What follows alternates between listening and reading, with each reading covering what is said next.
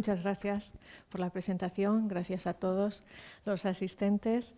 Veo alumnos del grado y alumnos de las aulas de la experiencia, así que es un placer tenerlos aquí.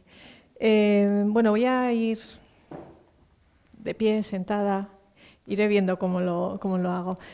Os voy a hablar de Áyax, de este héroe de la guerra de Troya y sobre todo de un episodio muy concreto en el que él está inmerso y que supone una oposición entre la fuerza bruta y el cerebro. Bien, para empezar es importante saber quién es Áyax. También se conoce con el nombre Ayante, lo pueden encontrar en la literatura de las dos formas. Y es un héroe griego procedente de la isla de Salamina. Su padre es el rey de Salamina, Telamón, él es príncipe de Salamina. Bien, Salamina es esta isla que está aquí, muy cerquita del Ática, del continente, y aquí que lo he puesto más grande a la izquierda vemos lo cerquita que está, pero es una isla.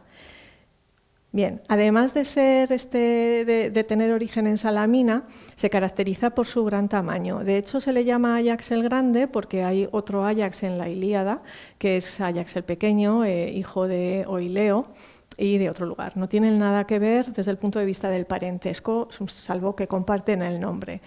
Y además de caracterizarse por su tamaño y su fuerza, este héroe también se caracteriza por su escudo de 7 capas con el que se protege a sí mismo y protege a los demás. Vemos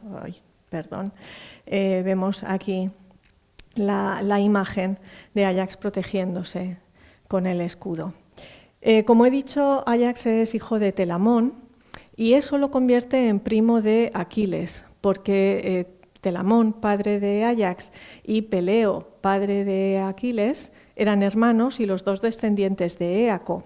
La realidad es que, aunque son primos, Homero lo silencia y no dice nada al respecto. Se ha indagado sobre por qué Homero silencia esta información, si es que todavía en ese momento no estaba establecido el parentesco o si lo calla por algún otro motivo.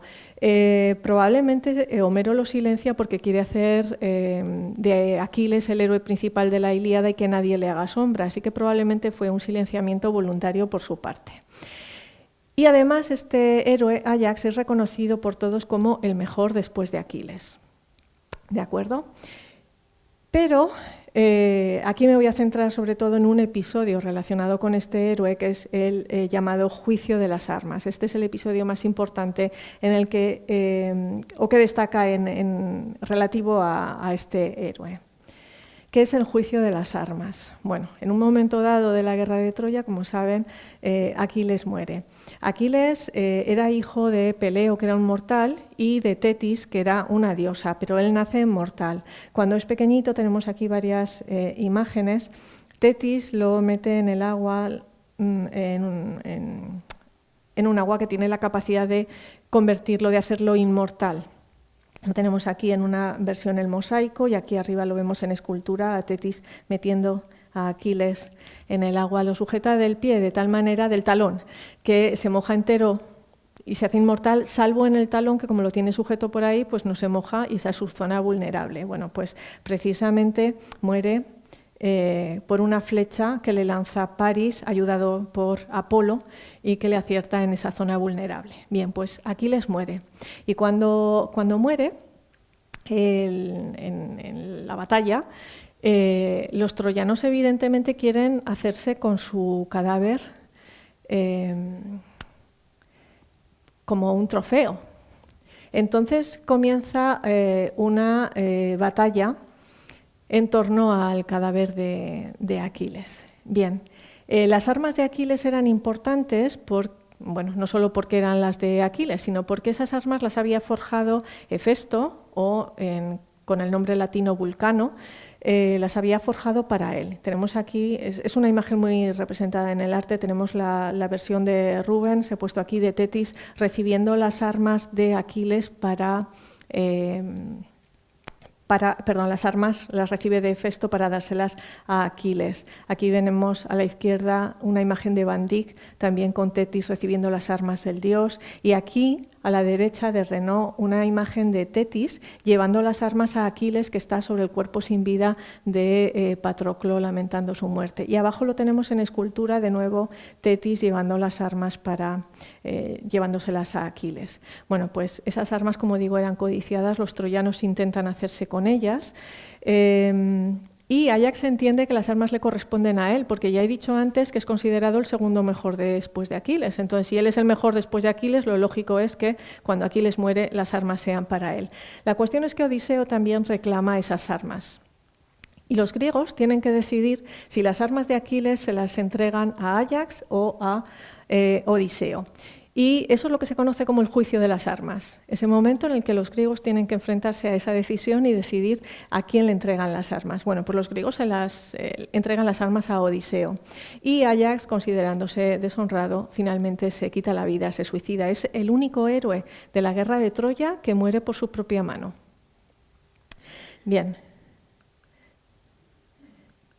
La cuestión es que en este juicio de las armas se enfrentan Áyax y Odiseo. Áyax, he dicho que representa la fuerza, se caracteriza por la fuerza bruta. Es un héroe que es considerado reiteradamente en los poemas homéricos como baluarte de los aqueos, es decir, representa es ese héroe grande, de gran tamaño, que es todo músculo. Y frente a él, Odiseo representa un héroe diferente. Es un héroe que se caracteriza por el uso de la palabra, por el uso del engaño, de la astucia.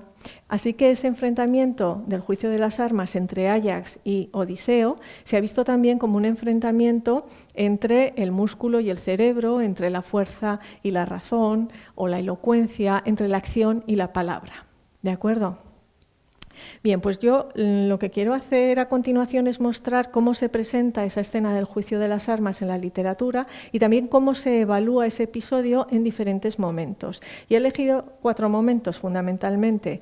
De un lado, Homero y el ciclo épico, es decir, la época arcaica, estamos en los siglos 8 o 6 a.C., la lírica y el teatro, y ahí ya estamos en época clásica, en el siglo V a.C., la épica tardía, sobre todo en el poema de Quinto de Esmirna, que es ya del siglo III después de Cristo. Y por último voy a dar un salto muy grande para ver una representación de esa escena en la época actual y me voy a ir a una obra teatral de Reinaldo Montero que es del año 2016. Vamos cronológicamente y empezamos con el juicio de las armas en Homero. De Homero tenemos 2 obras, como saben, son Ilíada y Odisea. Bueno, pues en la Ilíada no se menciona el juicio de las armas en ningún momento, ni siquiera hay pequeñas alusiones. Sin embargo, Áyax y Odiseo sí que se enfrentan en un pasaje determinado. Concretamente, estos 2 héroes se enfrentan en el contexto de los juegos fúnebres que se organizan en honor de Patroclo. Cuando Patroclo muere, se organizan estos juegos, son como pequeñas olimpiadas, por así decir, es decir, son unos juegos fúnebres en su honor, en honor del héroe caído, y en esos juegos se enfrentan los griegos entre sí. En la prueba de lucha, en esa categoría de lucha, se enfrentan precisamente Áyax y Odiseo. Áyax utiliza su fuerza para vencer a Odiseo y Odiseo trata de utilizar una ardiz, una argucia para vencer a Áyax. Finalmente ninguno de los dos consigue vencer y hay que declarar el empate. Así que tenemos aquí el equilibrio entre esos 2 héroes y entre esas 2 formas de actuar. Y a lo largo de la Ilíada, pues cada uno de ellos va destacando en momentos diferentes. Por ejemplo, cuando se pide o cuando es necesario elegir a un héroe para enfrentarse a Héctor, se ofrece un pequeño grupo de héroes, en total 9, y los griegos acaban eligiendo para enfrentarse a Héctor a Áyax. Y los griegos están contentos de esa elección porque consideran que Áyax es el héroe más adecuado para enfrentarse a Héctor. Sin embargo, hay otro momento, el momento de la Dolonía, es decir, cuando los griegos deciden enviar una expedición nocturna a un espía que haga una incursión en el campamento enemigo para intentar obtener información. En ese momento también se presentan varios voluntarios, pero ahí a quien se elige es a Odiseo, porque se considera que es el más adecuado para esa empresa. Es decir, Áyax, como héroe que destaca por la fuerza, es el más adecuado para enfrentarse a Héctor, que es el más importante de los héroes troyanos, Y Odiseo, que destaca por el uso de la inteligencia, de las argucias del engaño, pues se considera que es el más adecuado para enfrentarse a esa tarea nocturna de ir como espía al campamento enemigo. Bien, esto es lo que tenemos en la Ilíada. Esta diferencia, por lo tanto, entre los dos héroes queda clara en esa obra, pero se ve todavía más clara en el juicio de las armas, que se relata por primera vez en la Odisea. Muy brevemente, son apenas 8 versos en el canto 11, no se dice nada más de este pasaje. Y el pasaje lo cuenta precisamente Odiseo. Él es el que hace ese relato. Y según esta versión, nos dice Odiseo que ese juicio de las armas lo organiza Tetis, es decir, la madre de Aquiles es la que decide convocar el juicio para decidir a quién se le dan las armas. La decisión la toman Atenea y los troyanos, nos dice el texto. Entendemos que esos troyanos son troyanos que han sido capturados, que están cautivos en el campamento griego, y se delega en ellos la decisión de decir a quién temen más y quién creen que se merece las armas de Aquiles. La decisión que toman los troyanos, que dan las armas a Odiseo, provoca el suicidio de Áyax. Áyax no acepta esa decisión, considera que ha sido deshonrado y se quita la vida. Pero lo más curioso y lo más paradójico de este relato que hace aquí Odiseo es que Odiseo reconoce que Áyax era el mejor. Entonces, claro, nos podemos preguntar si Áyax era el mejor, ¿por qué se le ha dado las armas a Odiseo? Hay aquí un cierto cuestionamiento del resultado. La cuestión es que Odiseo dice que Áyax era el mejor en figura y en hechos. Y aquí lo importante no es lo que dice, sino lo que no dice, porque a lo largo de la Ilíada los héroes, en diferentes pasajes, los grandes héroes destacan en 2 ámbitos, que son el campo de batalla y la asamblea, es decir, destacan en las acciones bélicas y destacan en el uso de la elocuencia. Claro, aquí nos dice que destaca en figura y en hechos, no en hechos y en palabras. Así que la ausencia de las palabras es lo que nos marca que este es el punto débil de Áyax y probablemente lo que tácitamente Odiseo dice que justifica la decisión tomada. Pero como digo, aquí tenemos que indagar en lo que falta porque explícitamente no se dice, pero desde luego la paradoja está, el hecho de reconocer que es el mejor cuando, sin embargo, no se le han dado a él las armas. Bien, en Homero no tenemos más, no hay más alusiones a este pasaje. ¿Aparecía en el ciclo épico? Pues en el ciclo épico sabemos que sí. ¿Qué es lo que sucede? Que el ciclo épico se nos ha perdido por completo. El ciclo épico son una serie de poemas épicos, como la Ilíada, la Odisea, que contaban otros hechos relacionados también con otros episodios de ese mismo, también de la guerra de Troya, etcétera, pero se nos han perdido todos. No conservamos nada.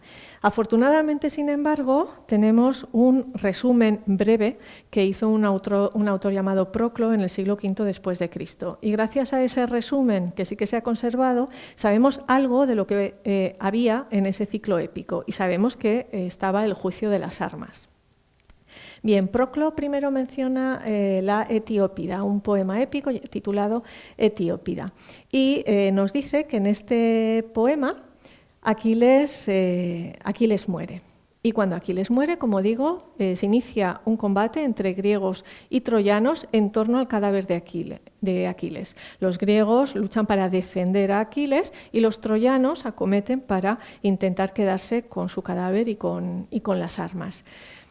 En esa lucha, finalmente, se dice que Áyax saca el cadáver del campo de batalla mientras Odiseo se queda luchando contra los troyanos. Es decir, Odiseo los mantiene a raya y mientras tanto Áyax saca el cadáver. Y eso lo tenemos atestiguado también en la iconografía. En esta vasija de la derecha no se ve muy bien, pero aquí lo tenemos claramente. Parece la misma imagen repetida, pero no lo es. Si se fijan en el brazo y la lanza, verán que aquí el brazo está distinto y no hay lanza. O sea, son 2 imágenes muy, muy similares, pero no son exactamente la misma. Y sabemos que son Aquiles y Áyax porque lo pone. Aquí tenemos a Aquiles y aquí a la derecha se menciona a Áyax. Así que no hay ninguna duda de que lo que se está representando es ese pasaje. Bien. Esto es lo que tenemos en la Etiópida. La cuestión es que después de la muerte de Aquiles, por las noticias que nos transmite Proclo, sabemos que este poema también contaba los juegos fúnebres que se hacían en honor a Aquiles y menciona Proclo, justo al final del resumen de la Ilíada, el enfrentamiento por las armas de Aquiles entre Áyax y Odiseo. No se sabe si este episodio justo se mencionaba pero no se desarrollaba porque era ya al final, o se desarrollaba. Esto no lo sabemos. Aquí cada uno puede pensar lo que sea, pero realmente no tenemos pruebas que nos lleven a decidir entre estas opciones. Lo que sí sabemos es que el juicio de las armas se contaba en otro poema del ciclo épico que seguía a la Ilíada y que era la Pequeña Ilíada. Era otro poema épico y sabemos que al comienzo de la Pequeña Ilíada sí que se contaba el juicio de las armas. Y lo que nos dice Proclo en su resumen es esto que he puesto aquí. Tiene lugar el juicio de las armas y Ulises es Odiseo, ¿de acuerdo? Es el mismo. Ulises las consigue según la voluntad de Atenea. Áyax, que se vuelve loco, destroza el botín de los aqueos y se da muerte a sí mismo. Bien, tenemos datos que ya hemos visto, es decir, se enfrentan Áyax y Odiseo. Odiseo vence, como hemos visto en otras ocasiones, en las otras versiones, y esto provoca la muerte de Áyax. Pero aquí tenemos dos datos nuevos que no se encontraban en Homero.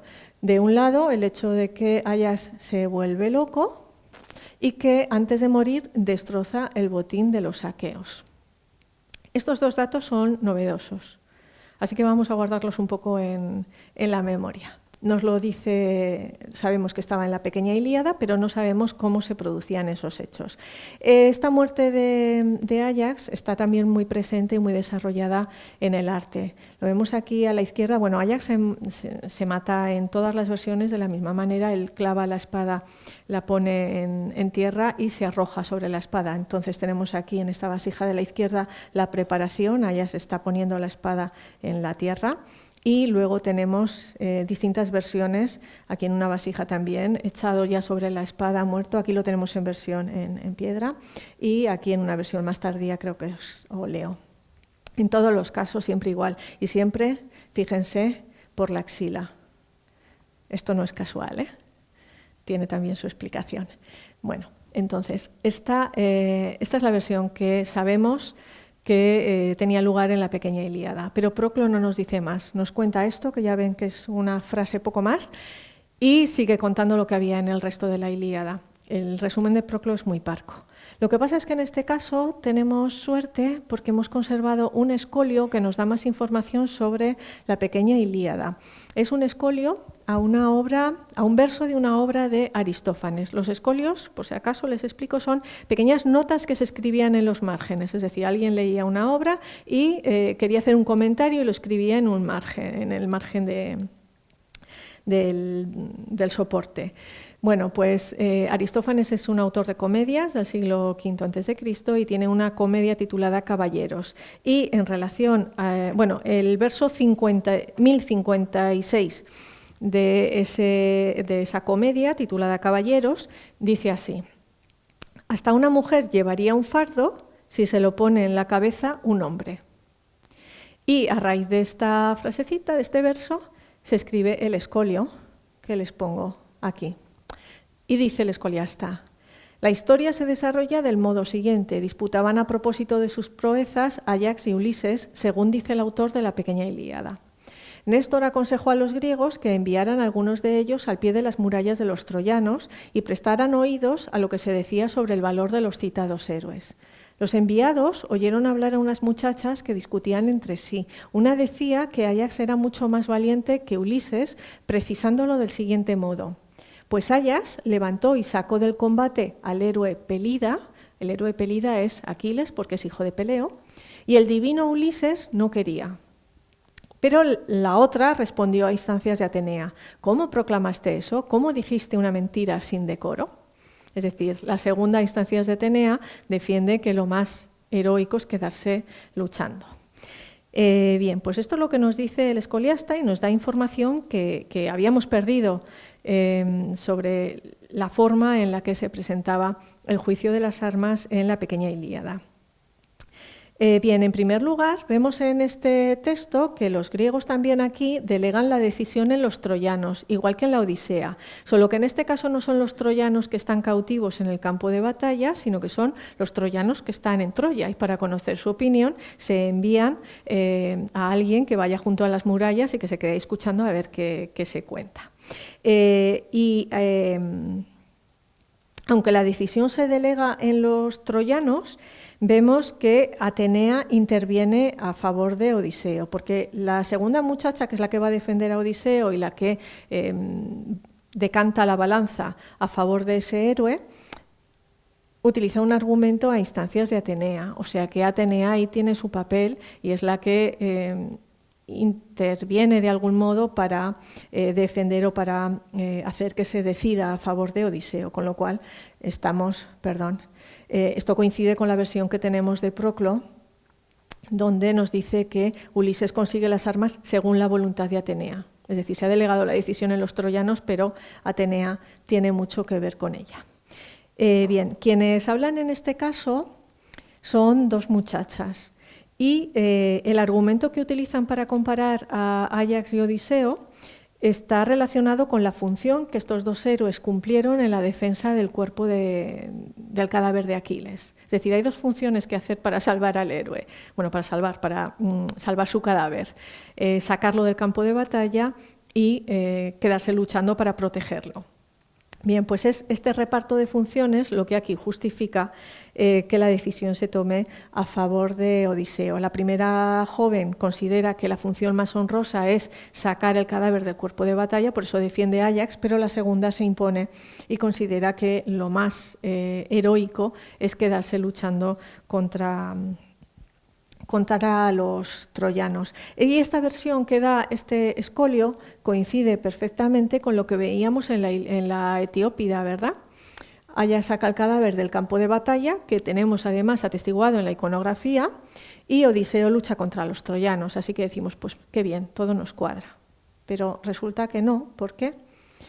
Se ha encontrado un papiro, el papiro de Oxirrinco 2510, que como ven está muy deteriorado, pero se ha podido leer más o menos, pero se ha podido leer. Se cree que este papiro pertenece a la pequeña Ilíada, hay dudas, pero es lo más probable, y se ha podido leer y se sabe que pertenece al juicio de las armas, porque aquí hablan Áyax y Odiseo y el texto tiene que ver precisamente con ese contexto. De hecho, se lee que el hijo de Laertes es Odiseo, le dijo al hijo de Telamón, que es Áyax. Y me voy aquí al final, lo que le dice es, mientras yo saco a hombros el cadáver, tú cúbreme la retirada. Y aquí ya, a ver cómo explicamos esto, porque esto es exactamente lo contrario de lo que acabamos de ver. Y no solo es lo contrario, sino que esto realmente, si leemos la Ilíada y vemos cómo aparece Áyax en la Ilíada, resulta que sería incluso lo más lógico, porque en la Ilíada hay varias escenas en las que Áyax protege al héroe en determinadas circunstancias. He dicho antes que su característica es el escudo con el que se protege a sí mismo y protege a los demás. Así que cuando en la Ilíada Odiseo es herido, pide ayuda, va Menelao y Menelao lo saca del campo de batalla mientras Áyax lo protege. Cuando Patroclo es muerto, también los troyanos intentan quedarse con su cadáver. Lo defienden. Y Menelao y Odiseo, creo que lo sacan del campo de batalla, pero el que se queda cuidando y protegiéndolo con su escudo es precisamente Áyax. Así que esta versión no nos choca, porque realmente es mucho más coherente con la Ilíada. Pero claro, no coincide con lo que acabamos de ver, ni con el Escolio, ni con el resumen de Proclo. Y se complica más todavía porque tenemos un Escolio a un verso del canto 5 de la Odisea donde se afirma explícitamente que en esa lucha por el cuerpo de Aquiles, Odiseo lo cargaba y Áyax lo protegía. Así que tenemos versiones diferentes y la cuestión está en cómo explicamos esto. No es una cuestión cerrada, ¿eh? Aquí hay distintas hipótesis y depende de cada uno cómo lo quiera interpretar. Cuento un poco las dos hipótesis principales De un lado, y yo creo que quizás esto puede ser, se ha considerado que este papiro de Oxirrinco sí que pertenecía a la Pequeña Ilíada, pero no cuenta el final de lo que sucedió realmente en el juicio de las armas, sino una propuesta inicial de Odiseo. Es decir, Odiseo inicialmente propone sacar a hombros el cadáver, sacar él a hombros el cadáver mientras Áyax lo protege, pero luego se da cuenta de que esto quizás va a ser beneficioso para Áyax y va a ir en su contra, y entonces finalmente se niega y se invierten los papeles y es Áyax el que saca el cadáver mientras él se queda combatiendo. ¿Y por qué se piensa esto? Por la formulación de este Escolio, donde dice que Áyax levantó y sacó del combate al héroe Pelida, y el divino Ulises no quería, es decir, explícitamente no quería. Si el escoliasta lo ha puesto es porque quizás había algo respecto a la voluntad de hacerlo o no hacerlo. Así que, basándose en eso, pues hay quien cree que esto es la primera propuesta que hace Odiseo, pero que luego se lo repensaban por algún motivo. Odiseo se negaba a tener esa función de sacar el cadáver del campo de batalla y finalmente lo hacía Áyax. Esta es una de las opciones, y la otra opción que se plantea es que quizás este papiro no pertenece exactamente a la Pequeña Ilíada, o quizás es que había varias versiones de los poemas del ciclo épico de distintos autores, de distintos rapsodas, y que quizás en aquel momento ya había una discusión respecto a cuál es la función más heroica en esta situación, si es más heroico cargar el cuerpo y sacarlo del campo de batalla o quedarse luchando. De hecho, vuelvo al Escolio, la primera muchacha aquí dice que Áyax es mucho más valiente precisamente porque sacó el cadáver del campo de batalla. Es decir, ella considera que esa es la acción más heroica, mientras que la otra considera que no. Bueno, pues puede ser que en aquel momento ya hubiese una discusión respecto a qué es lo más heroico en esa situación. De hecho, todavía en la literatura actual, en los estudiosos, hay distintos puntos de vista. De hecho, hay quien ha defendido que es mucho más heroico sacar el cadáver del campo de batalla porque implica dar la espalda al enemigo, no poder utilizar las armas y por lo tanto quedarse en una situación vulnerable. Aquí ya depende de opiniones, pero es posible que existiera ya esta discusión y que los distintos testimonios que tenemos perteneciesen a distintas versiones. Bien, en todo caso, resumiendo un poco la visión de la épica, la decisión en la épica corresponde a los troyanos y corresponde a la diosa Atenea, y la justificación de por qué se le dan las armas a Odiseo está relacionada con la función que Áyax y Odiseo habían tenido después de la muerte de Aquiles. Es decir, a Odiseo se le asignaba la función que se consideraba más heroica, y esto es lo que justificaba que fuesen para él las armas. En Odisea hemos visto que puede haber un cierto cuestionamiento del resultado. En cualquier caso, en la épica, si existía este cuestionamiento sobre el resultado del juicio, era muy sutil, muy matizado y leve. ¿Y esto por qué lo digo? Porque si la decisión correspondía a los troyanos y a Atenea, si la decisión es de la diosa, es muy extraño que los humanos lo vayan a cuestionar, porque implicaría cuestionar a la divinidad. Entonces, mientras quien decide es Atenea, el cuestionamiento es escaso. Pero vamos a ver que se produce un cambio en época posterior y entonces empieza a cuestionarse ese resultado del juicio de las armas. Y paso a época clásica. Bien, un segundito. Bien, en época clásica me voy a detener primero en Esquilo y en el juicio de las armas que se producía o que tenía lugar en una trilogía que él escribió sobre Áyax, una Ayanteia. Sabemos que existió, pero no se conserva. Conservamos fragmentos mínimos, aquí 5 fragmentitos, aquí 3, otros 5, y además son breves y tienen poco, en fin, no nos dan mucha información, pero aún así podemos decir algo de esta trilogía. Se representa más o menos en la década de 490 a.C. y estaba formada por estas 3 tragedias: el juicio de las armas, Tracias y Salaminias. Bueno, En el juicio de las armas sabemos que la obra giraba precisamente sobre ese juicio y sabemos que en esta obra Tetis ofrecía también las armas de Aquiles, pero la decisión aquí la tomaba el ejército griego y la tomaba bajo la influencia de Atenea. Bajo la influencia, quiero decir, ella estaba ahí vigilante, pero la decisión la tomaban los griegos. ¿Por qué lo sabemos? Sobre todo por las representaciones en cerámica. Tenemos aquí una escena del juicio de las armas, en el centro está Atenea presidiendo el juicio y a los lados están votando los griegos. En un lado se votaba a favor de Áyax y en el otro lado a favor de Odiseo. Se ve mejor quizás en esta de la derecha, tampoco muy bien, pero no sé si ven aquí como un montoncito de piedrecitas. Aquí. Bueno, pues según a quien quisiese votar cada uno de los griegos, ponía su piedrecita en el montoncito de Áyax o en el montoncito de Odiseo. Luego se recontaba y el que tenía más piedras en su montoncito, pues ese había ganado. Entonces, aquí quienes deciden ya son los griegos. Esto lo cambia todo, porque si los griegos deciden y no está una divinidad implicada, ahí ya sí que podemos cuestionar el resultado. Y eso es lo que pasa. Se cree que en esta obra de Esquilo, en esta trilogía ya, había una cierta idea de fraude.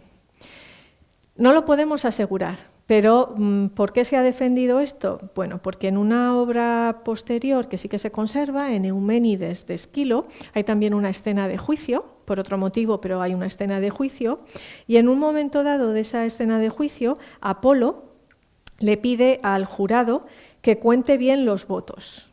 Entonces, ha habido algún autor que ha defendido que esto puede ser una alusión a una escena anterior de Esquilo donde no se contaban bien los votos o se sospechaba que no se habían contado bien los votos y se cree que podía ser el juicio de las armas. Entonces, no es seguro, pero es posible que ya esa idea del cuestionamiento del resultado, de la idea de que podía haber habido un cierto fraude, apareciese ya en Esquilo.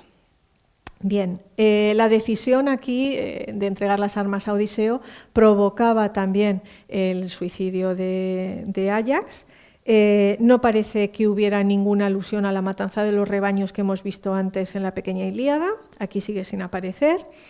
Y parece ser que la muerte del héroe se seguía presentando como consecuencia del deshonor que sentía por lo que había sucedido.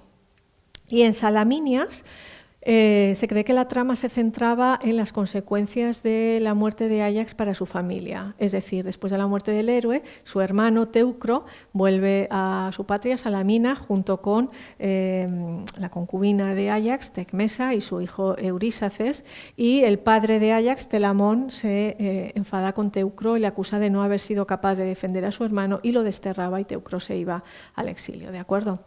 Porque este personaje luego funda otra ciudad, otra Salamina, en otro lugar, tiene su explicación. Pero parece ser que esta obra se centraba precisamente en eso. Bien, como digo, se ha propuesto que la idea de fraude estaba ya, pero no lo podemos demostrar. Ahora bien, donde la idea de fraude está sin ninguna duda es en Píndaro, en la poesía de Píndaro. Píndaro alude varias veces a Áyax y siempre que alude a Áyax lo hace para ilustrar una idea, que es la idea de que los hombres de baja condición prosperan mientras que los nobles sufren. Es decir, Áyax representa a los nobles que se enfrentan a una situación injusta, mientras otros peores que ellos, por ejemplo Odiseo, prosperan y tienen éxito. Y al juicio de las armas se refiere en dos pasajes concretos dentro de dos odas, la oda Nemea 7 y la Nemea 8. Y aquí, sin ninguna duda, hay esa idea de que el juicio no fue del todo limpio.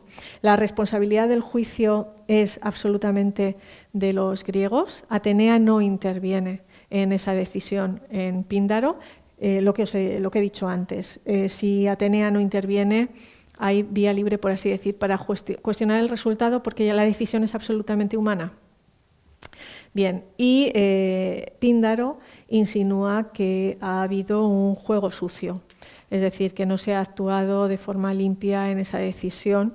No dice cómo, pero sí que ha habido un cierto,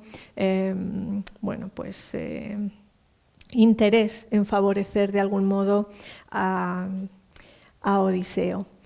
Y además en Píndaro ya aparece claramente esta oposición entre Áyax y Odiseo basada en la capacidad que cada uno tiene para utilizar la palabra, para utilizar el discurso.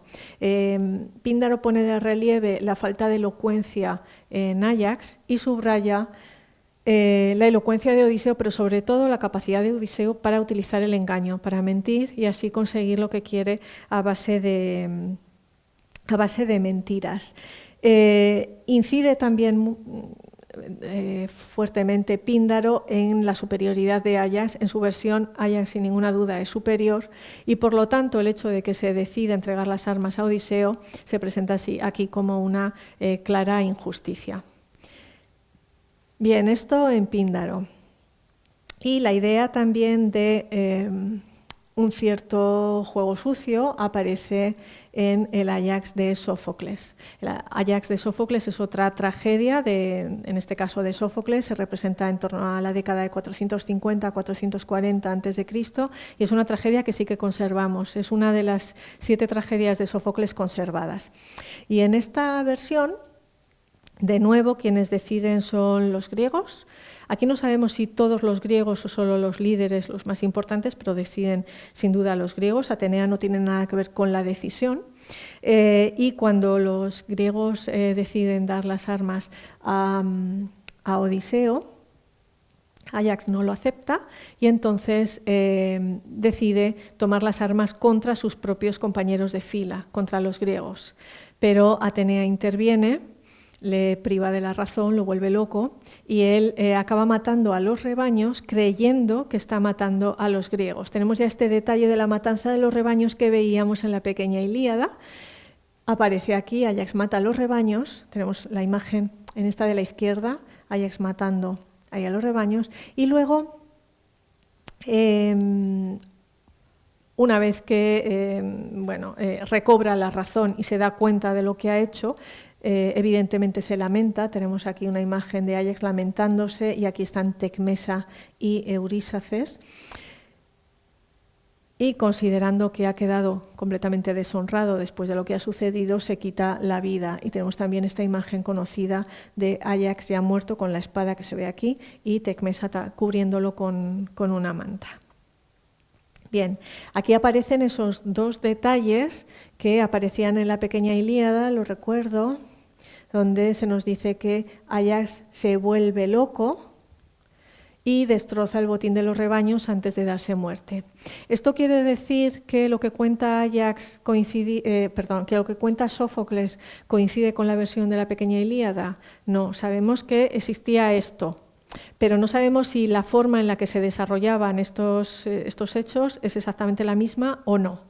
¿De acuerdo? Eso no lo podemos atestiguar. Pero bueno, la raíz o la base de lo que nos cuenta Sófocles sabemos que procede de algún modo de la épica. Bien. La cuestión es que en esta obra de Sófocles no aparece relatado tampoco el juicio de las armas, es decir, la tragedia empieza justo después del juicio de las armas, con lo cual no se nos cuenta y por lo tanto no tenemos información objetiva para saber exactamente cómo se desarrolla. A lo largo de la tragedia hay distintas referencias al juicio de las armas, referencias de distinta índole.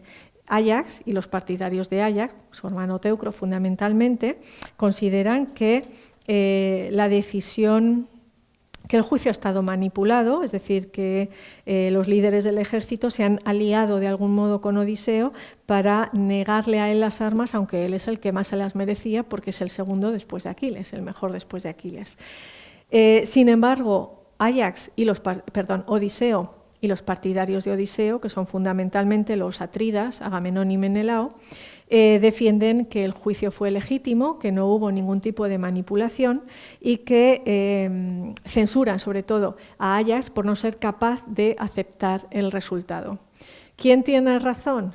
No lo podemos saber porque conscientemente y deliberadamente Sófocles deja fuera el juicio, con lo cual, como no tenemos la escena, solo tenemos las referencias de los demás, pues aquí No podemos saber realmente qué es lo que sucedió. Pero lo que está claro es que el cuestionamiento del juicio, del resultado de ese juicio de las armas, aparece en Sófocles como aparecía en Píndaro y como tal vez aparecía en Esquilo.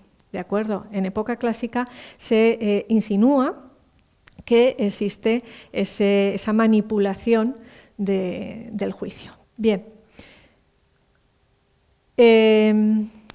Hasta ahora he hablado mucho del juicio de las armas, pero es que no hemos visto ninguna representación, ningún relato de qué es lo que sucede en el juicio de las armas o de cómo se desarrolla el juicio de las armas. Y es que en toda esta época no lo tenemos, no se ha conservado. Una de las mejores, la mejor o una de las mejores versiones del juicio de las armas lo tenemos ya en época tardía. Hay otra también que se conserva en Ovidio, pero ya es literatura latina. Y dentro de la literatura griega, el episodio que mejor conserva contado bien el juicio de las armas lo tenemos en esta obra de Quinto de Esmirna titulada Posoméricas, que es un poema épico del siglo III después de Cristo. Quinto de Esmirna en esta obra cuenta lo que sucede desde el final de la Ilíada hasta el principio de la Odisea. Por lo tanto, son hechos que se contaban en la Etiópida, la pequeña Ilíada, la captura de Ilión, es decir, en las obras del ciclo épico. Claro, no sabemos si él está siendo fiel al ciclo épico o no, o está dando su versión, pero son los hechos que aparecían en esos poemas. Y en esta versión que da Quinto de Esmirna, en Posoméricas, Áyax, sin ninguna duda, es el mejor después de Aquiles. Él enfatiza mucho que Áyax es el mejor después de Aquiles. De hecho, lo reconocen todos los griegos sin ninguna duda. Pero es que también lo reconoce el propio Aquiles, que todavía al principio de la obra no está vivo, y el propio Aquiles reconoce que Áyax es el mejor después de él. Lo reconocen los dioses. Y lo reconoce incluso la propia Tetis, que en un momento dado del poema mira a Áyax y le dice que le parece estar viendo a su propio hijo. Es decir, todos los personajes reconocen que Áyax es el mejor después de Aquiles.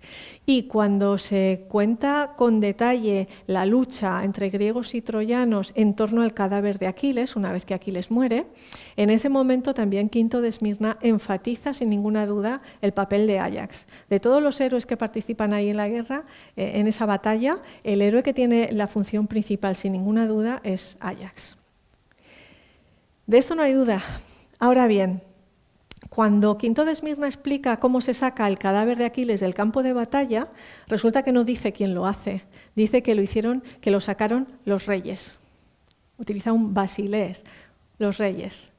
¿Quiénes son esos reyes? No lo explica, yo creo que conscientemente, esto no es un desliz. Pueden ser los atridas, Agamenón y Menelao. Puede estar también Odiseo ahí, era rey de Ítaca, pero incluso no sabemos si podría estar implicado Áyax, probablemente no. Pero no sabemos quién saca el cadáver del campo de batalla. Ahora bien, si antes hemos dicho que, según la pequeña Ilíada, las armas se las llevaba Odiseo porque era el que se había quedado luchando frente a los troyanos, pues da igual quién saque el cuerpo de batalla. Lo importante es que el que se queda luchando principalmente con los troyanos es Áyax, así que deberían ser para él las armas, ¿no? Pues no.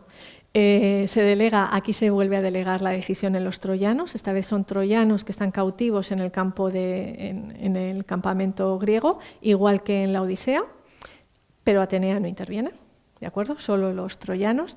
Y los troyanos deciden dar las armas a Odiseo. Y Néstor, en esa escena del juicio de las armas, incide en que tanto Áyax como Odiseo sobresalen entre todos los héroes, es decir, ellos son los mejores, pero dice que el uno sobresale en la guerra y el otro sobresale en el consejo. Guerra y consejo, como he dicho al principio, son los dos ámbitos en los que destacan los grandes héroes. En este caso, Aquiles, por ejemplo, en la Ilíada se dice que su padre Peleo lo envió para que lo educara Fénix y le hiciera ser para que lo educara para ser un buen hacedor de acciones y orador de palabras. Es decir, la acción y la palabra son los dos ámbitos en los que tiene que destacar un buen héroe en la épica. ¿Qué es lo que sucede con Áyax y Odiseo? Que en ellos esas dos virtudes están un poco desequilibradas. Áyax destaca fundamentalmente por la fuerza y Odiseo destaca fundamentalmente por el uso del discurso, el uso de la palabra. Bien, bueno, pues esta es la situación un poco en la Odisea, y cuando se produce la escena del juicio de las armas, que se cuenta en el libro quinto, esa escena del juicio de las armas se desarrolla como un juicio, realmente como un juicio, como los juicios que tenían lugar en el sistema judicial en aquel momento. Primero interviene Áyax y pronuncia un largo discurso, luego interviene Odiseo y pronuncia otro largo discurso, casi igual de largo. Después Áyax tiene su réplica, el segundo discurso siempre es más breve que el primero, y posteriormente Odiseo tiene también su réplica más breve. Es decir, 4 discursos como el sistema judicial, el primero largo y el segundo de réplica más breve. Tenemos aquí representada esa escena del juicio de las armas, es un óleo de Masuki. Tenemos a los contendientes, el tribunal o el jurado, y aquí las armas por las que se está discutiendo en el centro. Bien, pues ¿cuáles son los argumentos que se explican en este juicio de las armas? Me voy a centrar en los principales, no voy a entrar en mucho detalle. Es una escena compuesta con un alto valor retórico, muy bonita de leer, pero bueno, Áyax vincula a Odiseo con el engaño, es decir, él le acusa precisamente eso de utilizar la mentira, que para él es algo negativo, pero Odiseo, que es muy listo, esto le da la vuelta a este argumento, porque para él el engaño está vinculado a la inteligencia, y la inteligencia es algo bueno, algo positivo, que ayuda al hombre a vencer en situaciones complicadas. Por lo tanto, lo que era un ataque por parte de Áyax, en Odiseo al final acaba siendo una virtud. Áyax también establece un contraste entre lo que él ha hecho y lo que ha hecho Odiseo, y para ello apela a lo que ambos hicieron, a los hechos que se contaban en la Ilíada. Y destaca a Áyax lo que él ha hecho como positivo, diciendo que ha sido más importante que lo que ha hecho Odiseo. ¿Qué es lo que sucede? Pues que Odiseo modifica el relato de los hechos. Por ejemplo, Áyax le acusa de que fue un cobarde cuando hubo que elegir a alguien para enfrentarse contra Héctor, y que al final tuvo que ser él el que luchó contra Héctor. Esto está así, en la Ilíada es él el que lucha. Odiseo dice que él fue el primero que se presentó voluntario, que no le eligieron, pero él fue el primero en salir voluntario. Cuando uno va a Homero, a ese relato, se presentaron 9 héroes y el último fue Odiseo. Es decir, está tergiversando los hechos, lo hace conscientemente, modifica el relato, pero claro, esto es útil y es importante por parte de Quinto de Esmirna, porque lo que nos está diciendo Quinto de Esmirna es que lo importante no son los hechos, sino cómo se cuentan los hechos. Y Odiseo acaba convenciendo, incluso aunque modifica los hechos, lo importante es el relato más que realmente lo que ha sucedido. Áyax insiste en que lo que están discutiendo es un duelo de fuerza, no de palabras, porque claro, a él le interesa que se tenga muy presente que están discutiendo quién es el mejor en el campo de batalla, que es donde él destaca. ¿Qué es lo que sucede? Que Áyax no se da cuenta de que están en un contexto de una asamblea. El contexto es el que es, están discutiendo, he dicho, como en el sistema judicial, por lo tanto no están en el campo de batalla. Y Áyax demuestra que en el contexto en el que están lo determinante son las palabras, que las acciones son un poco secundarias. Entonces aquí vuelve a vencer. Y el último argumento que quiero señalar son las referencias intertextuales, es decir, las referencias que hay en el discurso de estos héroes a hechos que sucedieron en otros pasajes de la literatura, fundamentalmente en Homero. Bueno, pues las referencias en Áyax son pocas y además torponas, las cosas como son. Sin embargo, en el discurso de Odiseo hay más referencias intertextuales y además son muy hábiles. Por ejemplo, Áyax, creo que la única referencia intertextual que tiene es cuando dice eso de que insiste en que es un duelo de fuerza, porque ese argumento utiliza unas palabras que remiten claramente a la escena en la que Patroclo, antes de morir, anima a ir a la lucha y dice que lo importante ahí es pasar a la acción y dejarse de palabras. Pero claro, es que Patroclo sí que está en el campo de batalla. Entonces, en su caso es lógico, no tanto en el de Áyax, que no está en el campo de batalla. Y no solo eso, sino que Patroclo dice esto antes de morir. Así que la alusión, digamos, por parte de Áyax no es la más beneficiosa para él. Odiseo tiene más referencias intertextuales y además muy hábiles. Por ejemplo, en un momento dado utiliza una palabra, una sola, para calificar a Áyax, ametroepes, charlatán. Pero es que esa palabra se utiliza en la Ilíada una única vez. Una, pero para calificar a Tersites, que es el héroe peor considerado de toda la Ilíada. Bueno, pues con esa palabra, calificando a Áyax con esa palabra, ya remite o asocia a Áyax con ese héroe tan negativo de la Ilíada, con Tersites. Por el contrario, utiliza argumentos muy similares a los que utiliza Néstor en una escena de la Ilíada en la que da consejos a su hijo Antíloco sobre cómo vencer en una situación de desventaja. Así que con estas referencias intertextuales, Odiseo vincula a Áyax con Tersites, que es el personaje peor considerado, y asimismo se vincula con Néstor, que es uno de los personajes mejor considerados de la Ilíada. Bueno, pues a través de todos estos argumentos que he señalado y más que podría señalar, al final Odiseo se impone, aunque él no ha sido el héroe principal defendiendo el cadáver de Aquiles, e incluso, aunque ni siquiera sabemos si él participa o no a la hora de extraer el cadáver del campo de batalla. Pero aún así, Odiseo se impone y los troyanos, por unanimidad, deciden dar las armas de Aquiles a Odiseo, aunque todos los griegos muestran su desacuerdo y dejan claro que no les parece lo más correcto, pero acatan la decisión.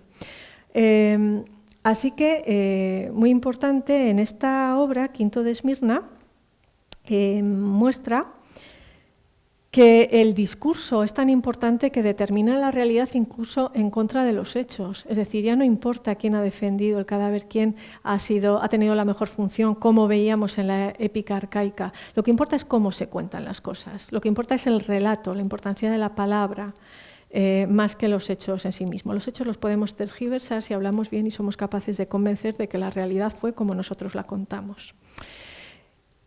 No podemos olvidar que el contexto es el de la segunda sofística, donde se destaca el poder de la palabra, pero claro, el poder de la palabra y su peligro. Y en este relato que hace Quinto de Esmirna, teniendo en cuenta todos los antecedentes, vemos precisamente eso, vemos cómo la palabra es tan poderosa que puede conseguir la victoria, pero incluso en una situación en la que quizás no debería. Por lo tanto, es muy poderosa, pero también es peligrosa. Tenemos que estar atentos al uso que se hace de la palabra. Bien, pues llegamos a la última etapa del relato, doy un salto gigantesco y quiero mostrar una versión del Juicio de las Armas en una obra muy reciente, Áyax y Casandra, de Reinaldo Montero. Reinaldo Montero es un autor cubano. El teatro de temática clásica o mitológica se ha desarrollado mucho en el área del Caribe. He puesto aquí una selección de 74 obras que tienen temática clásica en toda el área caribeña, y esta obra de Reinaldo Montero, que a mí me gusta mucho, está basada en el Áyax de Sófocles y nos da una versión muy diferente del Juicio de las Armas, pero que nos permite ver cómo estos episodios del mito se pueden seguir utilizando hoy y tienen sentido en el contexto en el que estamos. Reinaldo Montero utiliza el hipotexto, es decir, utiliza la obra de Sófocles, que es su fuente principal, lo utiliza con absoluta libertad, pero crea una obra muy interesante. Para empezar, él introduce personajes ajenos a ese mito, incluso se inventa alguno. Por ejemplo, se inventa este personaje llamado Artino, que es un reportero. Él representa los medios de comunicación. Estamos en un mundo más cercano al actual y representa los medios de comunicación. En la obra hay dos líneas argumentales. De un lado está la matanza de los rebaños y de otro lado el juicio de las armas. Se van desarrollando de forma separada y al final se unen, ¿de acuerdo? Y en esta obra, muy importante, Áyax es un héroe íntegro, es decir, es un héroe que ha luchado por ideales, que no actúa por interés propio, sino que actúa realmente, ha luchado creyendo que luchaba por un bien común, por un ideal. Y está desengañado porque se da cuenta de que, aunque él ha actuado de buena fe, pues quienes tienen el poder han tenido móviles egoístas que quizás no han sido los que él pensaba. Y muy importante es que en esta obra, Agamenón es el que decide a quién se le dan las armas de Aquiles, y él decide dárselas a Odiseo. ¿Por qué?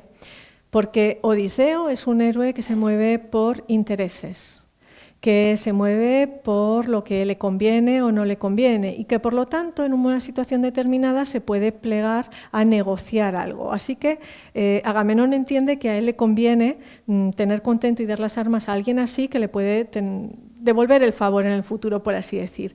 Áyax es un héroe, como he dicho, íntegro, que actúa en conciencia, que no se va a plegar a situaciones irregulares o hacer algo que no le parezca bien, y por lo tanto, aunque se merezca las armas, Agamenón considera que no le conviene darle esas armas a Áyax. Así que él, por interés, le da las armas a Odiseo. Aquí no hay otro motivo. Y luego está la matanza de los rebaños, que es resultado de un complot de Agamenón. ¿Quién mata aquí los rebaños? Agamenón, con ayuda de Menelao. ¿Por qué? Pues por lo que he dicho, porque Áyax es un héroe íntegro que tiene popularidad, el pueblo lo ve con buenos ojos. El que tiene el poder es Agamenón, y a Agamenón no le interesa que el pueblo apoye a otro héroe a quien él no puede controlar. Entonces, urde este complot. Él mata los rebaños, pero culpa de la matanza a Áyax. Es decir, trata de enfangar su imagen, con palabra muy actual. Trata de enfangar su imagen para que el héroe pierda popularidad y no sea una sombra para él que tiene el poder. Y mientras hace esto, él, como buen líder, promete todo tipo de bienes futuros al pueblo. Les promete todo, casi un país de jauja. Mientras tanto, mientras sucede esto, Artino, que he dicho que representa a los medios de comunicación, va haciendo entrevistas aquí y allá, y él se va dando cuenta de que los hechos no son como Agamenón los cuenta, es decir, que no le cuadran, y él va intuyendo lo que ha sucedido realmente. Y Artino se enfrenta al dilema de decidir si calla y, por lo tanto, tácitamente colabora con el poderoso, con el poder, con Agamenón, o si dice la verdad sabiendo lo que eso implica. Bueno, finalmente Artino cuenta lo que sabe, y en el momento en que lo hace se despide de los telespectadores, porque sabe que esa ya es la última intervención. Y Áyax en esta obra se quita la vida, pero no porque se sienta deshonrado. Aquí el deshonor no aparece en ningún momento. Áyax se quita la vida llevado por el desencanto, por el hastío de estar en un mundo absolutamente corrupto, donde él entiende que ya no tiene hueco y que realmente él no tiene sentido. Así que en esta obra Reinaldo Montero utiliza ese juicio de las armas, lo adapta a un contexto diferente. He dicho que es un autor cubano, y muestra los sucios recursos de los poderosos para mantenerse en el poder a costa de todo y de todos, mientras fingen preocuparse por el bien común. Así que vemos cómo estos elementos del mito todavía son tan atemporales que los podemos seguir utilizando y dándoles nuevo sentido, y tienen todavía mucho que decir en época actual. Así que terminamos con las conclusiones. Vemos cómo este juicio se ha representado, el juicio de las armas, este episodio se ha ido representando en distintas épocas, y aunque los rasgos principales se mantienen y son siempre los mismos, pero la interpretación que se da en cada época es diferente. En la época arcaica, la decisión entre Áyax y Odiseo se presenta como la disyuntiva respecto a cuál es la acción más heroica, si quedarse en el campo de batalla luchando contra los troyanos o sacar el cadáver del campo de batalla. En época clásica ya surge la idea de que ese resultado del juicio no es del todo justo, y que por lo tanto quizás ha habido un uso fraudulento de la palabra, o ha habido un juego sucio, que el juicio se ha amañado de alguna manera, y esto es lo que explica que las armas vayan a Odiseo, aunque Áyax es el mejor después de Aquiles. En la épica tardía ya no aparece esa idea de que el juicio se haya amañado, no es necesario, y aún así la reflexión es muy interesante, porque aquí la idea no es que el juicio sea amañado, la idea es que el juicio era en un contexto donde el instrumento es la palabra, y la palabra es tan poderosa, el discurso es tan importante, tan poderoso, que cuando el discurso se utiliza para contar el relato, el discurso determina la realidad. Es decir, da igual cómo fueron los hechos, lo que importa es que yo convenza de cómo han sido, en mi opinión. Entonces, el discurso es tan poderoso que acaba determinando la realidad, incluso en contra de lo que realmente sucedió.